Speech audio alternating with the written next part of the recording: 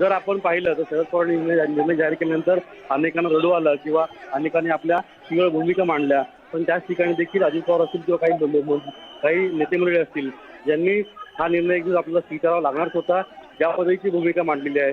त्यानंतर प्रसारमाध्यमांमध्ये सुप्रिया सुळे यांच्या नावाची चर्चा आहे राष्ट्रीय अध्यक्षपदी किंवा कार्याध्यक्षपदी. अशा ज्या गोष्टी आहेत, ज्या गोष्टींमुळे कार्यकर्ते जे संभ्रमात आहेत की नेमकं शरद पवार हेच पदी राहणार आहेत आणि ते पक्षामध्ये सक्रिय आहेत की नवीन पद निर्माण करून शरद पवार जे आहेत ते आता आराम करतील आणि ते पक्षावर लक्ष देणार नाहीत.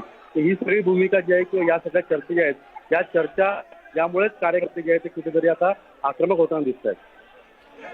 अगदी बरोबर आहे. संपूर्ण परिस्थिती जी आहे ती आपल्याला या ठिकाणी या कार्यालयाच्या बाहेर कार्यकर्त्यांचा गोंधळ, घोषणा आणि त्याचबरोबर आक्रमक स्वरूप पाहायला मिळते. वरून त्यांना सगळे राष्ट्रवादीचे नेते शांततेचं आवाहन सुद्धा करतात. पुढच्या काही वेळातच जयंत पाटील आणि प्रफुल्ल पटेल यांची एक पत्रकार परिषद होणार आहे आणि या पत्रकार परिषदेमध्ये नेमकं बैठकीमध्ये काय ठरलं आहे किंवा ही बैठक जी आहे ती अशीच पुढे सुरू राहणार आहे का, अजूनही तोडगा निघालाय की नाही, या सगळ्याबाबत स्पष्टता करतील. मात्र आता सगळ्यांचं लक्ष लागलेलं आहे ते पुढच्या 10 मिनिटात सुरू होणाऱ्या पत्रकार परिषदेकडे. अजित, अजून किती वेळ आहे पत्रकार परिषदेला? बैठक संपली आहे का?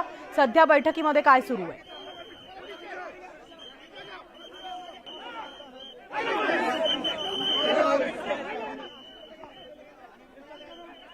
तर आत्ताची आपण थेट दृश्य पाहतोय ती राष्ट्रवादी काँग्रेसच्या मुख्यालयाबाहेरची दृश्य आहेत, ज्या ठिकाणी आक्रमक कार्यकर्ते घोषणाबाजी करताना दिसत आहेत. पोलिसांचा बंदोबस्त देखील वाढवण्यात आलेला आहे. एका कार्यकर्त्यानं आत्मदहनाचा सुद्धा प्रयत्न केला, मात्र लगेचच पोलिसांनी त्याला बाजूला नेलेलं आहे आणि या सगळ्या आक्रमक कार्यकर्त्यांना शांततेचं आवाहन पोलिसांकडून आणि त्याचबरोबर राष्ट्रवादीच्या नेत्यांकडनं सुद्धा केलं जात आहे. शरद पवार यांनी राजीनामा जो आहे तो आपला मागे घ्यावा, देश का नेता कैसा हो, शरद पवार जैसा हो, अशा घोषणांमध्ये हे कार्यकर्ते आपल्याला या ठिकाणी जमलेले पाहायला मिळत आहेत. कार्यकर्त्यांच्या संख्येत सुद्धा वाढ होत चालली आहे. जसं वेळ पुढे जातोय तसतसं कार्यकर्त्यांचं स्वरूप आक्रमक होताना दिसतंय. कारण या बैठकीमध्ये म्हणजे जी राष्ट्रवादीच्या प्रमुख 16 सदस्यीय नेत्यांची जी बैठक सुरू होती, या बैठकीमध्ये एकमत नसल्याचं न्यूज 18 लोकमतला राष्ट्रवादीच्या काही नेत्यांनी सांगितलेलं आहे आणि त्यामुळे 3 ते 4 राष्ट्रवादीचे प्रमुख नेते जे आहेत ते शरद पवार यांच्या निर्णयाशी सहमत आहेत. मात्र बाकी सगळ्या नेत्यांचा शरद पवार यांच्या निर्णयाला विरोध असल्याचं बैठकीत स्पष्ट होत आहे. प्रशांत, सध्या बैठकीत काय सुरू आहे? बैठक संपायला किती वेळ आहे? पत्रकार परिषद कधी सुरू होणार? बैठक कोणत्याही क्षणी संपेल आणि प्रफुल्ल पटेल या बैठकीनंतर पत्रकार परिषदेला संबोधित करेल काही मिनिटात दिसतात. राष्ट्रवादी कार्यालयाच्या बाहेर प्रचंड मोठी गर्दी कार्यकर्त्यांची आणि याच ठिकाणी भावना सुद्धा अंगावर झालेल्या दिसतात.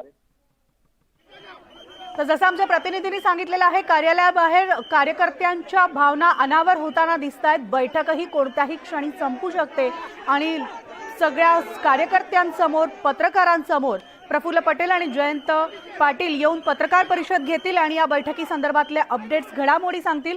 मात्र सध्याची थेट दृश्य न्यूज 18 लोकमतवर तुम्ही पाहताय, जिथे पोलीस कार्यकर्त्यांना आवरताना आपल्याला दिसत आहेत. पोलिसांचा बंदोबस्त अधिक वाढवण्यात आलेला आहे कारण राज्यभरातून, तळागाळातून राष्ट्रवादीचे कार्यकर्ते या ठिकाणी जमलेले आहेत.